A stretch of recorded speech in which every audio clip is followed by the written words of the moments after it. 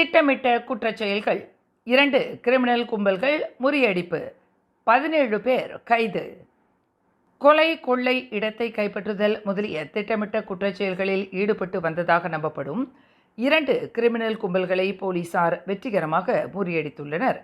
கடந்த செப்டம்பர் 11ஆம் தேதி ஸ்லாங்கூர், நகரி செம்பிலான், பினாங்கு மற்றும் பேரா ஆகிய 4 மாநிலங்களில் போலீசார் தொடங்கிய ஓப் ஜாக் ஸ்பேரோ சோதனை நடவடிக்கையில் 17 பேர் கைது செய்யப்பட்டது மூலம் பலவந்தமான கடும் குற்றச்செயல்களில் ஈடுபட்டு வந்ததாக நம்பப்படும் இந்த 2 கிரிமினல் கும்பல்கள் முறியடிக்கப்பட்டுள்ளதாக போலீஸ் படை தலைவர் டத்தோஸ்ரீ முகமது கலீத் இஸ்மாயில் தெரிவித்தார்.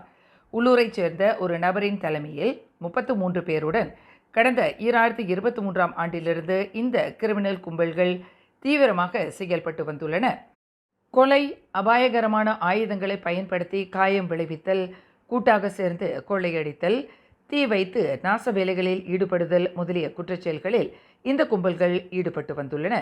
ஒவ்வொரு இடத்தை பிடித்து அங்கே தாங்களே அதிகாரம் செய்ய வேண்டும் என்ற நோக்கில் இந்த கும்பல்கள் செயல்பட்டு வந்துள்ளன. இவ்வாண்டு முற்பகுதியில் சமூக வலைத்தளங்களில் பரவலாக பகிரப்பட்ட காணொளியான கிள்ளான் தமான் செந்தோசாவில் ஒரு கடையின் முன் 2 ஆடவர்கள் ஒருவரை ஆயுதத்தினால் சரமரியாக தாக்கி மரணம் விளைவிக்கப்பட்ட சம்பவத்தில் இந்த கும்பல்கள் சம்பந்தப்பட்டுள்ளன என்று ஐஜிபி குறிப்பிட்டார்.